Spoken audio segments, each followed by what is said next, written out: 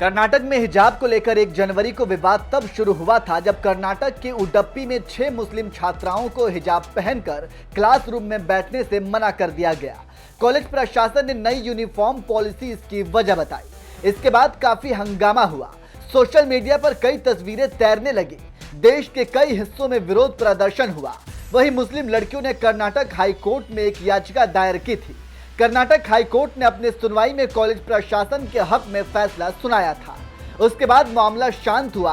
वहीं Karnataka high court के फैसले को सुप्रीम कोर्ट में चुनौती दी गई और सुप्रीम कोर्ट में हिजाब बैन पर सुनवाई भी हुई।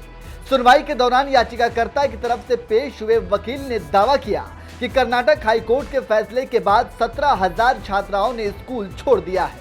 दरअसल सुनवाई के दौरान याचिकाकर्ता के वकील से जस्टिस सुधांशु धुलिया ने पूछा था कि क्या आपके पास कोई संख्या है कि कितनी छात्राओं ने हिजाब बैन के बाद स्कूल छोड़ा है। इस पर वकील ने जवाब दिया कि PUCL की रिपोर्ट के अनुसार 17,000 छात्राओं ने ड्रॉप आउट किया और वे परीक्षा में भी नहीं बैठ पाई और ये सब कर्नाटक हाईकोर्ट के फैसले की वजह से हुआ, जहां कई छात्राएं स्कूली शिक्षा से वंचित हो गई हैं।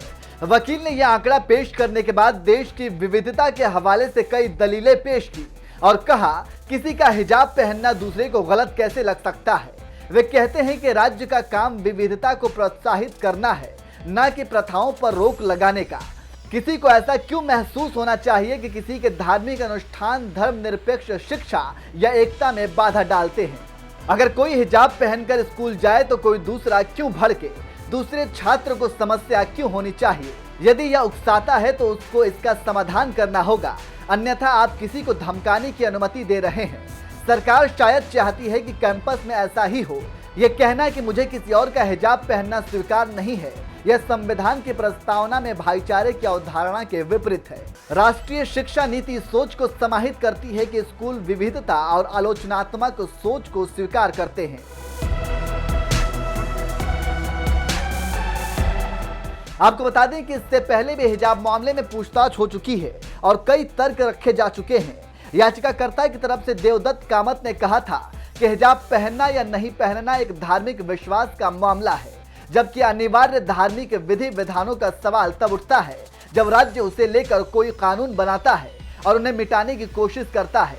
तब पूछा जाता है कि क्या ये जरूरी है। सारे धार्मिक विधि विधान अनिवार्य नहीं हो सकते, लेकिन इसका ये मतलब कतई नहीं कि सरकार उस पर प्रतिबंध लगा दे। तो इस तरह से हिजाब पर बैन का मामला सुप्रीम कोर्ट में चल रहा है। अब देखना ही होगा कि सुप्रीम कोर्ट इस पूरे मामले में क्या कुछ कहता है।